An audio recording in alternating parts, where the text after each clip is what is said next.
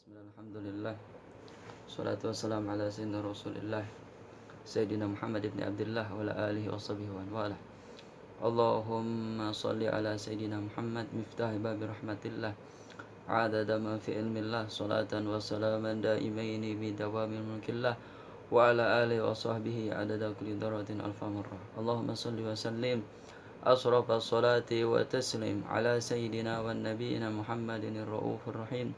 Allahumma salli wa sallim wa barik alaihi wa ala alihi. Amma ba'du.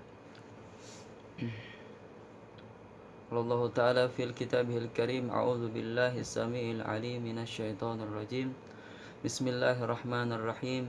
Sa'ala sa'ilun bi'adzabin waqi' lil kafirina laysa lahu dafi' minallahi dzil ma'arij. Ta'rujul malaikatu warruhu ilaihi fi yawmin kana miqdaruhu khamsina alfa sanah. Fasbir sabran jamila innahum yarawnahu ba'ida wa narahu qariba. Yawma takunu as-samaa'u kalmuhl wa takunu al-jibalu kal'in wa la yas'alu hamimun hamima. Shadaqallahul adzim. Suratul Ma'arij. Wa qala Nabiyyu sallallahu alaihi wasallam, ahabul biladi ilallah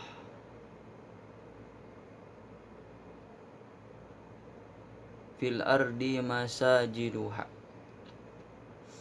Alhamdulillah, pada siang hari ini, hari Jumat Sayyidul Ayyam, kembali lagi bisa bertemu, bertatap muka dalam rutinan pembahasan murojaah. Jadi bukan pengajian seperti ulama-ulama besar, jadi murojaah saja dari saya Al-Fakir, seorang yang sedang proses menuntut ilmu, bukan seorang ulama. Dalam kitab Ihya Ulumuddin yang dijelaskan oleh Al-Habib Al-Ustad Alwi bin Ali Al-Habsi di Solo, dalam Majelis Riyadh Solo, Masjid Riyadh Solo. Alhamdulillah, Al-Fakir setiap pengajiannya mungkin termasuk yang paling lengkap, dan saya mengoleksi seluruh pengajiannya dari awal sampai mungkin akhir insyaallah. Dan itu dikaji setiap hari. Jadi ilmu yang berkah itu yang dimurajaah setiap hari, di mutolaah. Tapi sealim-alimnya ulama, tapi kalau dia bilang saya ilmu sudah cukup, berarti itu orang yang jahil, orang yang bodoh sejatinya. Kalau ulama ada yang mengatakan saya sudah cukup ilmunya, padahal kata Allah ilmu tidak bertepi seperti lautan. Kalau ada ulama bilang saya tidak butuh ilmu lagi, cukup, tidak usah dimurajaah, berarti ilmunya sudah berhenti keberkahannya. Nauzubillah. Jadi ini sebenarnya ini ta'dus minikmat. Jadi intinya bukan agenda apa-apa, karena saking senangnya menuntut ilmu aja saya sharekan gitu. Mudah-mudahan ada manfaat insyaallah. Qala mu'allifu Abu Hamid bin Muhammad Al-Ghazali At-Tusi rahimahullahu ta'ala, nafa'anallahu bi ulumihi fid daraini amin. Radhiyallahu ankum ila anqal. Satuin aja langsung ya. Kitab Ihya Ulumuddin. Sekarang ke disebutnya Thamaniyatul Asnaf. 8 poin yang kita harus hindari, kata Imam Ghazali. Yang pertama, bagaimana bisa kita menundukkan farji. Farji itu alat kelamin laki-laki, maksudnya apa? Menundukkan syahwat yang buruk ini, mengarahkan kepada yang halal. Kalau misalnya belum ada yang halal, dihadirkan itu saum untuk menahan ini keburukan farji ini. Nauzubillah. Nah, di zaman dulu kata beberapa ulama, dalam faraj ini keburukan dan kesialan menimpa para ulama atau para penuntut ilmu gara-gara farji ini. Tidak fokus hafalan karena farji, mikirkan kawin, nikah. Padahal kalau Allah sudah hadirkan, udah insyaallah dimudahkan. Kalau kalian sedang fokus nuntut ilmu, yang dipikirkan ilmu, jangan harim kalau laki-laki. Jadi difokuskan aja. Kalau ini ente punya target setahun lah, pengen hafal beberapa kitab, pengen khatam beberapa kitab, ya udah fokus itu. Ada harim, anggap aja itu setan. Tapi kalau udah mulai ada arah untuk mau nikah di tahun itu, ya udah fokus cari istikharah kan. Datangin para ulama yang punya anak gadis. Istikharah kan ada beberapa ta'aruf yang dilakukan para ulama seperti langkah saya. Ada beberapa grup ta'aruf, akhirnya di situ ada jamaah Habib Jindan. Hasilnya langsung kemarin yang nikah itu alhamdulillah. Jadi intinya fokuskan aja. Saya kemarin difokuskan beres kuliah, pokoknya lulus, kawin, khalas. Alhamdulillah. Ya, Allah mudahkan segala cara. Uang itu ya bisa ke itu nggak ada. Ada cuman ya nggak banyak. Allah yang mudahkan menghadirkan orang yang donatur. Orang yang Allah tunjukkan. Allah sebenarnya rezeki dari Allah, tapi wasilahnya dari beliau-beliau. Terima kasih buat Mas Yusuf. Masya Allah, kasih transfer saya banyak buat pernikahan. Masya Allah. Itu syariatnya dari Mas Yusuf, hakikatnya dari Allah. Pak Eka, Ustadz Ahmad Kusyairi, dengan doa-doanya. Jadi intinya hati-hati dengan farji. Kalau antum belum ada kepikiran atau belum ada gambaran nikah tahun ini, udah tahun ini jangan dipikirin untuk harim. Kalau ada gambar harim udah hapus. Anggap setan itu harim. Tapi kalau emang tahun ini kalian itu tujuannya mau nikah, udah dihajatkan ya Allah tahun 2020 nikah, ya udah khalas. Bismillah. Tapi ya fokus disebutnya terpaksa fokusnya bagi dua. Jadi nggak akan ada orang yang hatinya terbagi dua tuh, nggak akan. Jadi pasti nggak akan ada fokus di situ. Tapi kalau ada fokus itu ya fokus, ya terpaksa jadi ngajinya kurang fokus. Kalau udah pikiran udah sekarang hari tahun ini nikah, ya emang gitu. Tapi nggak apa-apa, itu nikah niat ibadah bagus, insya Allah. Yang kedua, bagaimana cara menundukkan kalam kathir, rakus dalam ngomong, tapi ngomongnya tidak manfaat, membawakan laknat, membawakan siksaan dari Allah. Apa maksudnya? Berghibah, ngomongin orang, bikin hati orang lain nggak seneng, berkata dusta, naudzubillah min dzalik. Ngobrol yang tidak ada faedah, naudzubillah. Tidak ada faedah tuh ngobrol, bahasa Sundanya kamana mandi, nggak ada faedah yang dituju, nggak ada menambahkan kedekatan sama Allah, kenal sama Rasulullah. Ngobrol aja lurus, nggak ada temanya. Naudzubillah. Hati-hati dengan banyak ngomong. Lebih baik kalam sedikit, auliyas semut atau diam, khalas sudah. Yang ketiga katanya, bagaimana cara menundukkan rasa hasad, marah dan iri? Naudzubillah, ini penyakit kita semua, termasuk saya. Gimana caranya? Ya udah, caranya biar tidak hasad dan iri. Makanya ada la'ana Rasulullah SAW, la yadkhulu jannatu nammamu. Allah tidak akan masukin orang itu ke surga kalau ada namam. Namam itu apa? Penyakit mengadu domba. Jadi disebutnya hasad. Masuk ke iri juga. Naudzubillah min dzalik. Gimana caranya? Perbanyak silaturahim. La yadkhulu jannatu qati'un. Tidak akan masuk surga di antara kalian yang memutuskan tali silaturahim. Bahkan dalam kitab Aqidatul Awam, dalam bait pertamanya yang diawalkan Allah yang dengan sifatnya abda'u bismillahi warahmani wabirrahim daimil ihsan rahim. Kita pernah dengar silaturahim, tapi kita tidak pernah dengar silaturahman. Sifat rahim itu adalah sifat khusus kasih sayang. Jadi sebarkan kasih sayang biar terhantam sifat iri, hasad, dengki itu kepada siapapun, tapi dengan sesuai koridor syariat. Kita harus cinta kepada sama muslim. Dalilnya la yu'minu ahadukum hatta yuhibbu li akhihi ma yuhibbu li nafsihi.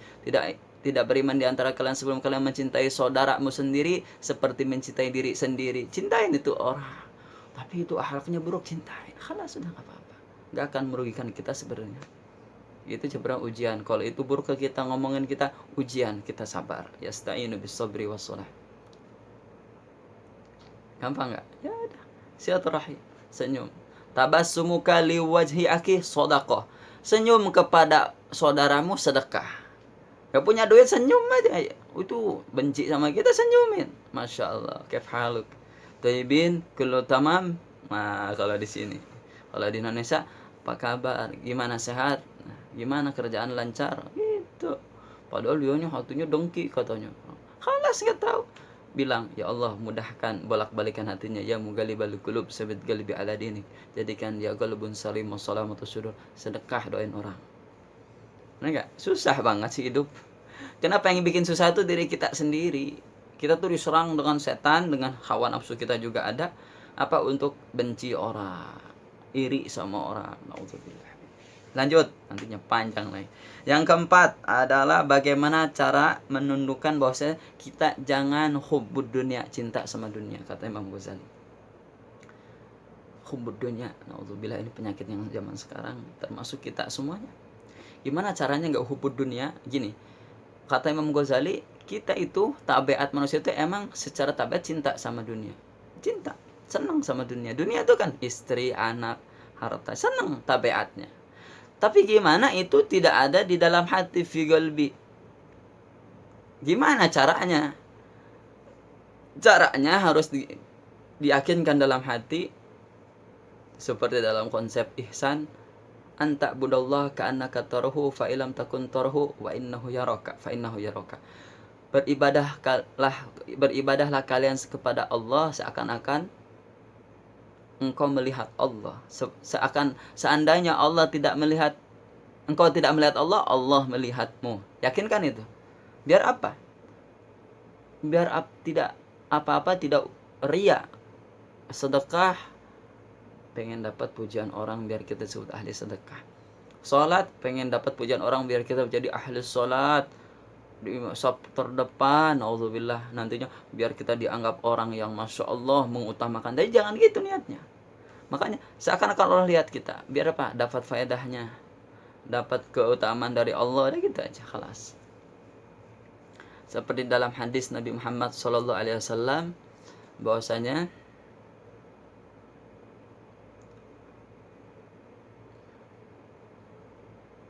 la yadkhulul jannatu,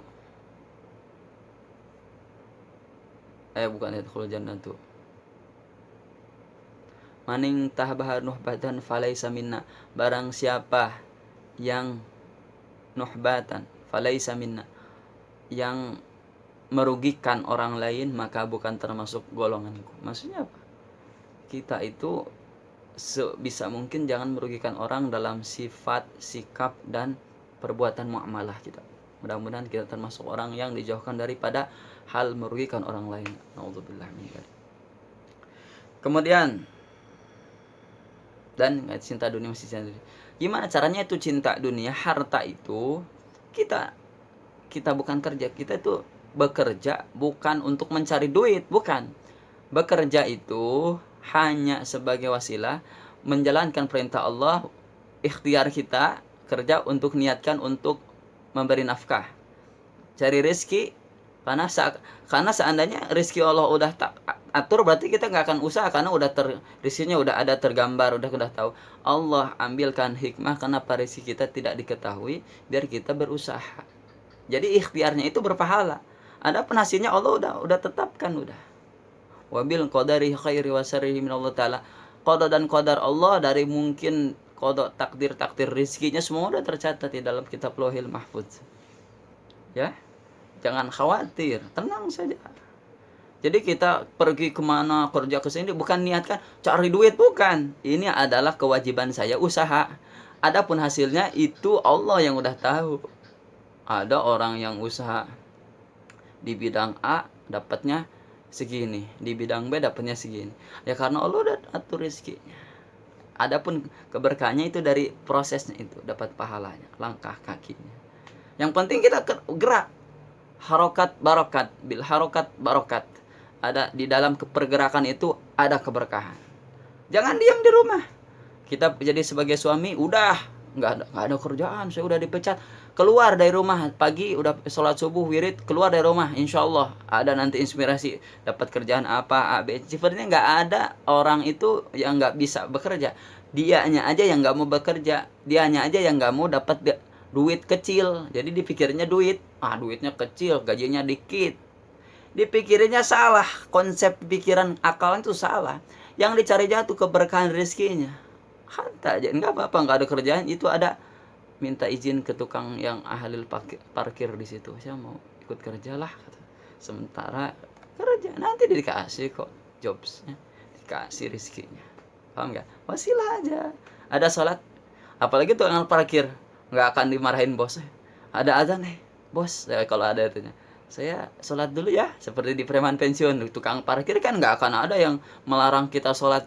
Justru lebih afdol daripada kerja kantoran yang sama bosnya nggak boleh sholat jamaah di masjid. Udah kamu masih ada kerjaan, udah nanti profesional dong. Itu lebih nggak enak tuh. Meskipun banyak kita di sini ya, naudzubillah min dzalik. Cari kerjaan yang bebas kayak gitu, saya saran. Atau kita yang punya usaha, halas. Lebih baik sebagai bos di perusahaan kecil daripada jadi babu di perusahaan besar. Naudzubillah. Terus jangan sampai kikir atau bakhil. Saya sampai dengar hadis Nabi SAW, la yadkhulu jannatu hubbun wala bakhilun wala mannanun.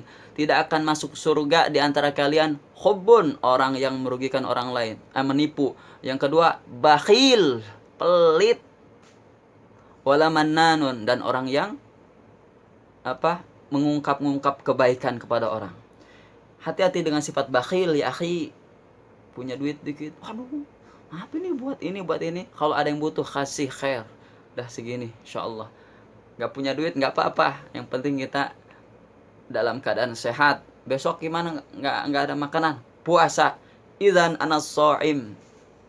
Jadi biar menghindari sifat kikir, biar caranya mengikis sifat kikir, kalau ada yang butuh kasih langsung.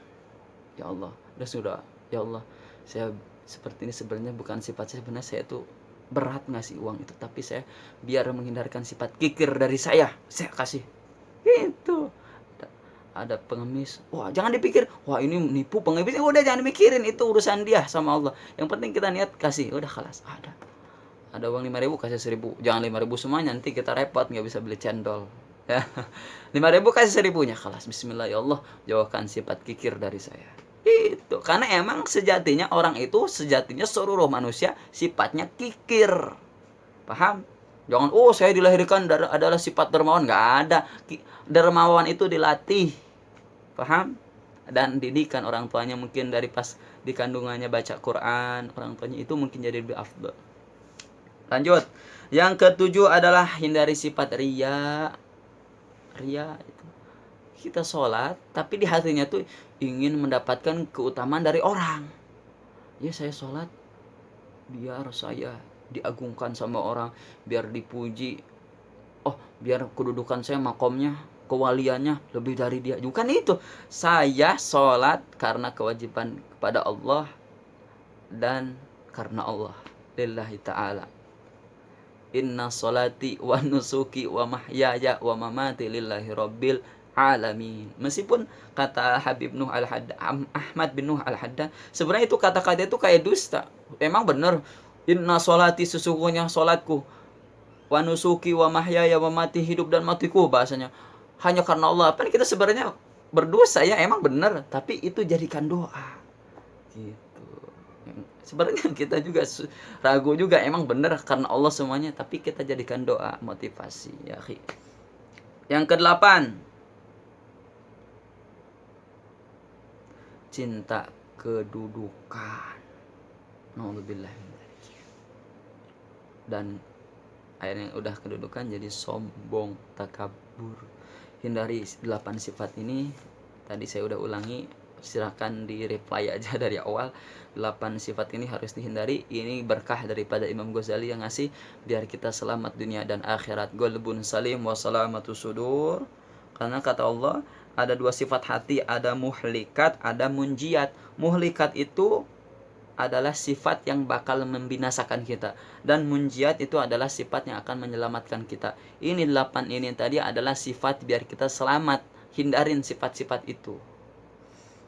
Bahwasanya kasruh syahwatain, 2 sifat syahwat yang emang benar jadi utamanya syahwat. Yang pertama adalah syahwatil batni wal farji, perut dan farji, perut dan kemaluan. Itu udah katanya. Kata Imam Ghazali, diteliti dari beberapa kitab dan dari pengalaman, ternyata 2 syahwat ini yang paling mendominasi manusia. Perut dan kemaluan. Ya emang kita perut setiap hari makan, nggak ada puasa. Bener gak? Karena dari perut itu sumber keburukan, kata Imam Ghazali. Syahwat akhirnya jadi zina. Makanya dia bolehkan nikah atau nikah, siapa nikah lagi daripada zina. Nauzubillah min dzalik. Bahkan Abdurrahman bin Auf meninggalkan istrinya di Makkah ketika itu berhijrah ke Madinah. Gak punya apa-apa di Madinah, sudah habis hartanya. Akhirnya di mana? Pasar Aina Suk, di mana pasar? Cari pasar.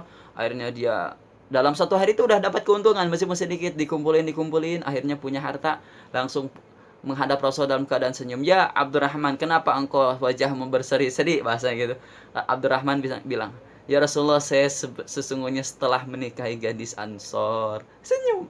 Apa nikah? Nikah itu ibadah sunnah, bukan hati-hati dengan hartanya, kamu nggak bisa nafkah. Itu urusan Allah, rizki, pati, jodoh, pati rezeki, jodoh, kematian dan rezeki itu udah Allah yang ngatur, khalas. Yang penting kita niatnya kemana? Mau nikah niatnya bukan untuk menelantarkan orang, untuk menjaga pandangan syahwat biar tersalurkan kepada yang halal. Sekarang itu aneh-aneh. Itu yang nikah 2 kali, 3 kali katanya. Itu syahwatnya kayak kuda. Emang ada beberapa. Bukan gitu diarahkannya, biar nggak salah paham. Daripada zina, dan bahkan kalau onani, ada pembahasan onani istimna. Katanya lebih afdol onani daripada itu. Iya, onani kalau sering dilakukan itu dosa kecil kan, tapi kalau sering dilakukan menjadikan orang itu fasik, hatinya keras. Jangan jadi fotonya dari kita jauh dari ini, nauzubillah min dzalik. Ya hati-hati ya. Nikah aja. Tapi kalau nikah nggak mampu, belum mampu, kayaknya nggak, sulit gitulah. Bahasa kitanya. Pemikirannya yang belum sampai ke situ, puasa. Ya, banyakin puasa, banyakin ngaji. Jadi hilang tuh pikiran itu. Jadi nggak kepikiran. Jadi Allah sibukkan dengan yang baik. Banyak sholat jamaah, banyak hafalin Quran, hafalin hadis. Halas, nggak kepikiran. Adapun kalau nikah itu adalah bonusnya nanti. Allah yang memudahkan. Benar nggak? Jadi gampang sekarang caranya, yaitu perbanyak pendekatan taqarrub ilallah. Walhasil yang kedua, yang perut, yang kemaluan udah. Allah memberikan 4 hal, kata Imam Ghazali. Taufik, hidayah, makan dan minum. Ta'am wa syurub. Taufik, hidayah, makan dan minum. Itu kata Imam Ghazali ya. Allah memberikan 4 hal dalam hidup kita. Taufik, hidayah, makan, minum. Pikirin aja. Taufik, hidayah, makan, minum, kata Imam Ghazali. Dan Allah menjaga daripada kebinasaan. Cecak saja, kata Habib Ali, yang nggak punya sayap kok masih bisa makan lalat yang punya sayap. Itu rezeki yang dari Allah. Jadi jangan sampai khawatir dengan rezekinya Allah. Cecak aja yang nggak punya sayap masih bisa makan itu lalat yang punya sayap. Gimana caranya? Lidahnya dijulurkan, tak, Allah kasih rezekinya itu. Burung pagi hari keluar, pulang sore hari dalam keadaan kenyang. Kok kalah sama binatang? Gimana nih rezeki? Kan naudzubillah orang kayak gini. Alhamdulillah, wallahu a'lam bishawab. Murojaahnya cukup 1 halaman saja. Mudah-mudahan ada keberkahan. Insyaallah nanti ke depannya kita akan bahas kitab ini. Kitab Minhajut Thalibin. Cuman saya udah murojaah, tapi dikit-dikit ya, karena ini kitab besar ya. Kitab yang termasuk kitab yang ya setelah kitab-kitab Fathul Muin lah gitu. Cuman mudah-mudahan saya dapat berkah dari Imam Nawawi, karena saya udah menghatamkan kitab yang tasawufnya itu Riyadhus Shalihin. Akhlaknya ini kan yang fikihnya, fikih mazhab Syafi'i. Mudah-mudahan ada keberkahan. Insyaallah kalau ada waktu kita setelah Ihya kita bahas Minhajut Thalibin, fikih, tapi bahasanya luar biasa, bahasanya. Cukup saja dari saya. Ala kulli hal afu minkum walahul muwaffiq ila aqwamit thoriq. Wassalamualaikum warahmatullahi wabarakatuh. Fis Salamah Jeddah, Jumat tanggal berapa ya ini?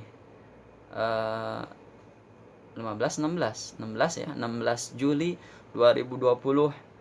Salamah Jeddah, King Saudi Arabia. Jadi catatan, nanti jadi history. Terima kasih. Dadah. Udah salam kan? Assalamualaikum warahmatullahi wabarakatuh.